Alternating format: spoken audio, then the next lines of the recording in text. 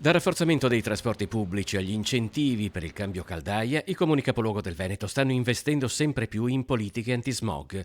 Dal traffico al riscaldamento, dall'industria all'agricoltura, le fonti di inquinamento sono diverse, così come le risposte delle varie amministrazioni a confronto al primo summit di Lega Ambiente per l'aria pulita. Siamo una città dove attraiamo molte auto da fuori città, per cui dobbiamo puntare molto sulla mobilità sostenibile. Su questo stiamo lavorando a lungo termine con un finanziamento di 400 milioni per la gran parte PNRR ministeriale per la realizzazione delle due nuove linee tranviarie. Abbiamo fatto un grande piano di incentivo al cambio caldaie, finanziando al 100% in molti casi il cambio delle caldaie più inquinanti, ma con un grande piano di forestazione urbana che sta dando i suoi frutti. Infatti vediamo che anno dopo anno il valore medio dei PM10 sta scendendo, abbiamo un problema di sforamenti legato anche alla bassissima piovosità che ci sta colpendo in questi anni. L'invito di Lega Ambiente è di mettere in rete le buone pratiche adottate dai singoli comuni in coordinamento con la Regione, lo Stato e l'Europa e ad allargare il campo a livello internazionale. L'assessore all'ambiente di Venezia De Martin,